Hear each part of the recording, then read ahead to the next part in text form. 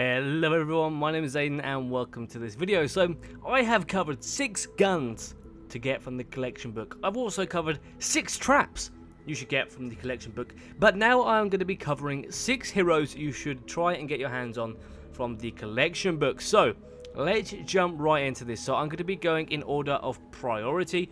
This time I'm also going to be mentioning builds with the heroes and the supports I recommend. The supports are not the hero I recommend you buy straight away. I'm just going to be I'll speak about it as I go along. We'll try and make sense. So heroes, let's start off with the most overpowered class in the game. Let's head over to soldiers and we're going to go straight down to, you know who, Urban Assault Headhunter. Now Urban Assault Headhunter is an insanely overpowered class. She clocks in so much damage. She has great perks. Everything about her is, you know, crazily good.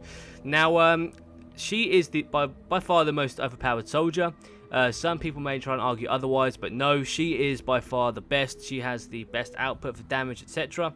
And you know, I mean, I don't even know where to go with this. So pretty much everything she has on her is a perfect build for pretty much every single type of husk. Whether it be mist, whether it be, you know, small, she can take it out. Now, I use Urban Assault a lot myself, and I've got to like use her for a long time, and she's a fairly fun hero to use, especially when you're putting out so much damage. And I sort of use, when I use her, I'm sort of prioritizing the big husks, so, you know, smashers and, you know, stuff like that, because those are the ones that people have a bit of trouble taking out. But for Urban Assault, no problem whatsoever. You're going to be doing some crazy damage. So her build is for assault weapons. So, you know, assault rifles in general. So she does crazy damage with assault rifles. Now, what you want to be doing is you want to be using Master Grenadier as your support. Now, this support here gives up to 24% extra assault weapon damage. Now, there are a couple other hero cards with this support class. Now, there is Wukong, and I believe there's one more, but I can't think of the name. Now, Master Grenadier is the only one you can buy with this support, so that's why I'm recommending her. So as you can see here, support is the assault rifle weapon damage. As I said, when she's evolution 3, it does up to 24% extra assault weapon damage. So that combined with Urban Assault does some crazy combination kills, I'm telling you. So that's what I'm going to be going for our number 1 hero, and that is just the support I recommend with her too. So secondly, I'm going to be moving on to ninjas, and we're going to be going down to Ninja Dragon Scorch. Hell yes, so this guy. Some people like ninjas, some people don't, but this is by far the best ninja in my opinion, because of the fact he has Dragon Slash so widely buffed. When I say widely, I literally mean widely. So he has lots of buffs on his Dragon Slash, reduces the energy cost of Dragon Slash by 15%, that increases the length of the tile by 1%. He also has this overall sort of, okay, if I can read it here because there's text over it. Dragon Slash has doubled its area of effect, so it's entirely doubled by the breath of the dragon. Additionally, increases the damage of Dragon Slash by 50%. Can't read. 50% extra damage, and it covers double the area. Okay, when I say double the area, I mean tiles going up, tiles going down, tiles going left, tiles going right. He is clearing out everything. The AoE for his Dragon Slash is completely insane. By far the best ability in the game. Straight up, it's just so good. Now, he, you know, you're pretty much just going to be doing this. You're just going to be spamming that. Obviously, you know, you can use a sword or whatever you want, or some guns, but basically, you want to be using him just for Dragon Slash. With him, you basically take out the, I use the word basically a lot, deal with it. Basically, oh my god, I'm saying it unironically now. So, simply said, he's used for taking out the lower HP husks. He obviously can take out a big radius of them, so you might have seen me use him to clear out, you know, encampments and stuff like that. It's because as soon as they spawn in, one Dragon Slash can literally take out a whole encampment. He's pretty crazy. Which leads me on to the support, Shuriken Master Sarah, the infamous. So Shuriken Master Sarah is probably the best support in the game, because her ability, or support ability, or bonus, sorry, is guys, I'm a bit shaky, alright, because England's matches today and we're against Croatia, and I don't know which way it's going, alright. I want it to come home, but Croatia are putting out a good fight, so we're going to see. But, you know, so Shuriken Master Sarah, her support ability is, when evolved to 3 stars, is it gives 20% extra damage to your abilities, or it just increases your ability power by 20%. What that means is the Dragon Slash for Dragon Scorch is buffed. So you know you got that extra 50% that you had. It's now 70% even more damage. I mean, just think of that. He is putting out so much damage just with that Dragon Slash. It's insane. Okay? Now, Shuriken Master Sarah is by far one of the best, as I said, if not the best, because you can use her for multiple different heroes as a support. So let's move on to our third hero that I recommend now. Oh yes, the infamous Megabase Karl, the guy who has been slipping through the grasp of my hands since the dawn of time. This guy, fantastic constructor, okay? The best one you can buy from this this whole collection book. So I recommend Megabase Karl because I can't recommend Heavy Base Karl. Now, Megabase Karl has lots of good perks. If we just go through them together, so obviously he has base, blah blah blah. Electrified floors. He also has fully contained, so it increases the damage reflected by the base by 50%. Then he has lofty architecture, increase the health of buildings within the area of the base by 15%. Megabase, increase the connectivity by 2 building pieces. He has the biggest base ability in the game, I believe. I'm pretty sure it is, and he can cover pretty much the whole map if he wants. He don't chill. He ain't messing around. So Megabase Karl is one of the best constructors to get. Probably the second best if you don't have, you know, Heavy Base Karl. Now, some people would bring up, what's that bird's name? It's same beginning with M. Harper. She does a bonus with traps or something. She was an event hero, but she's pretty good. But unfortunately, I don't have her, so I can't use her. But yes, Megabase Karl. Now, good thing about him is for support, you could use Shuriken Master Sarah. Like I said, that 20% ability bonus is just going to buff all his ability stuff. So, no worries about that. So, for number 4, we're going to be going to Powerbase Nox. Yes, another constructor. So, Powerbase Nox here, he is a chilled out one. He is a very... You saw me using him in the last game, alright? So, this guy also has a really big base coverage. He also has the recycling perk. This is why I like him. So, the recycling perk, pretty much, in simpleman's terms, the amount of tier, you know, say you have tier 1 metal, you put so much around, you're going to get a little bit back. If it's tier 2, you get a bit more, tier 3, a bit like more than whatever. So, when you're doing longer missions, it's always good to use Powerbase Nox because most of the time, you will actually come out with more materials than you started, okay? So, they're definitely worth having. So, something like repair the shelter, once you, or evacuate the shelter, sorry, those are long missions, and, you know, evacuate, as soon as you build it, you have 9 minutes after you build evacuate the shelter. You have 9 minutes for the ability, your base, to just collect resources. So, I mean, it's pretty easy to get all your materials back. He's a good constructor, in my opinion, but that recycling perk makes him. Also with the big base ability, as I said.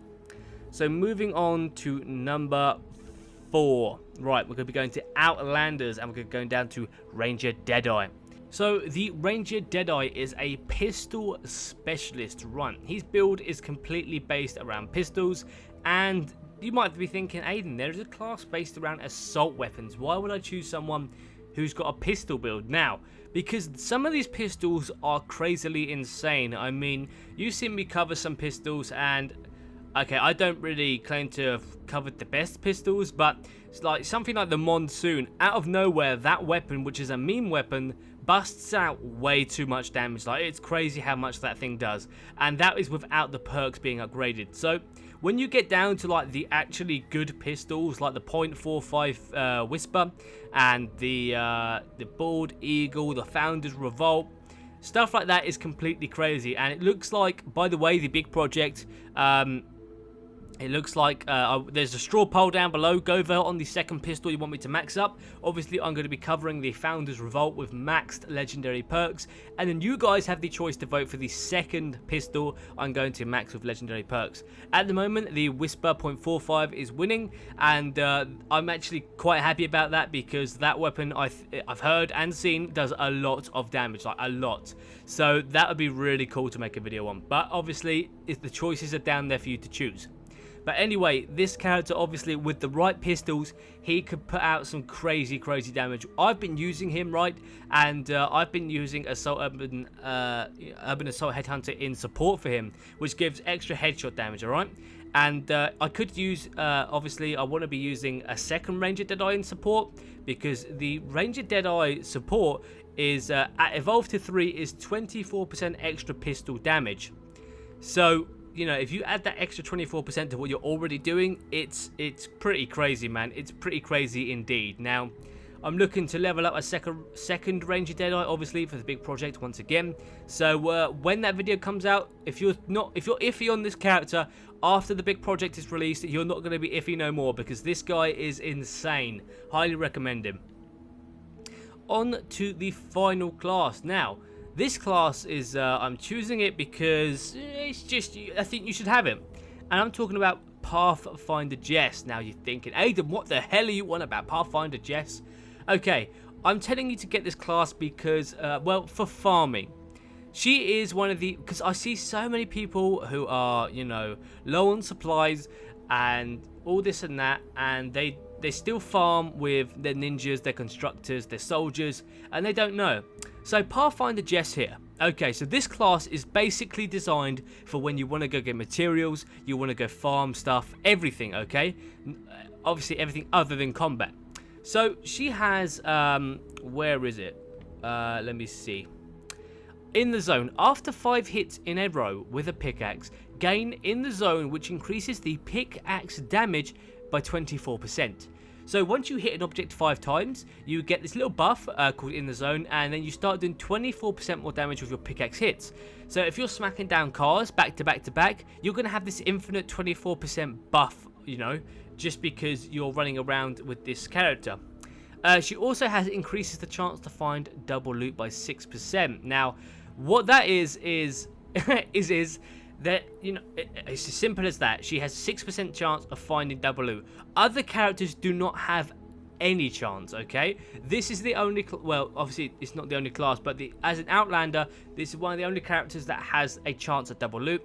That's why you see me run the, that's why you see me run Storm Chest with an Outlander, because I sometimes get double loot, okay? So also, passing zone increases run speed whilst in the zone. So when you get that 24% pickaxe damage, you also get a speed increase, so you run 12% faster. Absolutely perfect for farming. Reveals containers and contain valuable objects within 2 tiles of the zone. Keen eyes. So I've done this in loads of videos. You may have seen it when I've used my farming character. I made a video about farming level 100 missions properly, and that is a great example. So you have this little sparkle that comes up around your character when you're near a chest or, you know, a safe. And depending on the rarity, it will either go blue or purple. Purple is obviously good, blue is okay. So you get this brush of like glittery effect around your character, and all you have to do is stand still, have a little gander around, have a little look around. You'll see this purple or blue flash in the distance, and that is where that chest or safe is located. A really easy way to help find those chests and safes. Another perk, loot find, an extra 6% chance to find double loot. Work increases the harvesting weapon damage by 24%. So not only do you have, you know, you have the other perk giving 24%, you now have work. So overall you're getting a 48% extra damage with the pickaxe. Absolutely crazy. The keener eyes increases the range of keen eyes by an additional tile. Phase shift to get about. Diamond llama increases the yield of building materials and crafting ingredients within the llama by 50%. And drop in the zone increases the damage resistance by 14% and pickaxe damage by an additional 24% during in the zone. What? Is that an extra 24%? Yes, that is. That is an extra 24% on the already 48% you have. And if Aidan can do maths correctly, that is, what is it? 68, 72? 72% extra pickaxe damage when farming. So, okay, do you want to think about that? You're running faster, you can catch loot everywhere, and you're doing an extra 72% damage. Not to mention, you've got 12% chance of finding double loot. Or so you thought. If we head over to the support I recommend of her, Recon Scout, her support is to give an extra loot chance. Now, it'd be easier for me to show you with my heroes. Now, we're going to equip them. Heroes. Here we go, Arcalo Jess. I still call her Arcalo, even though it's Archeolo Jess. I know, but I'm just going for Arcalo. Okay, so here we go. Recon Scout Eagle Eye. Support bonus, loot find. Extra 6% chance to find double loot. So together, we are getting, what is it? 18% chance to find double loot. Okay, this class I actually have right here is my farming class. As you can see, I just use Shamrock Proclaimer for the teddy bear because who cares? Who cares what's in tactical at this point? All I care about is Archeolo Jess and Recon Scout to farm. Archeolo Jess is the same as Pathfinder. As you can see, they're Outlander Pathfinder.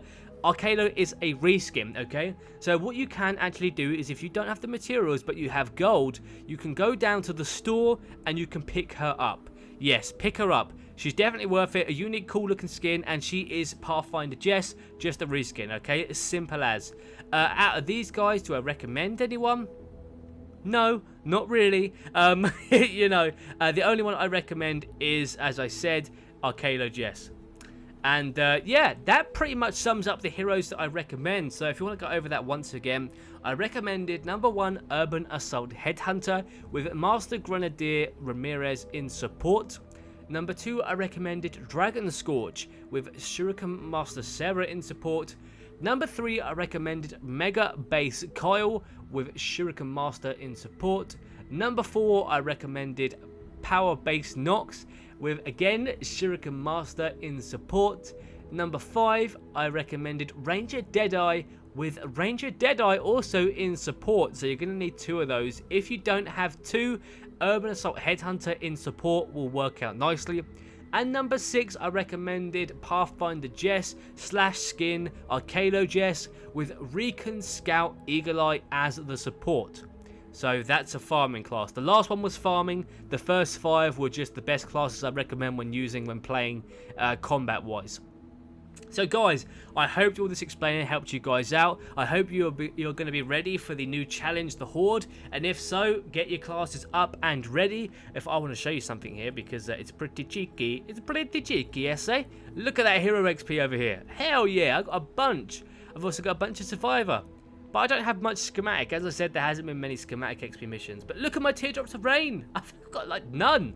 I need to level up a couple of my classes. I need to max out Dragon Scorch. I need to max out another Ranger Deadeye.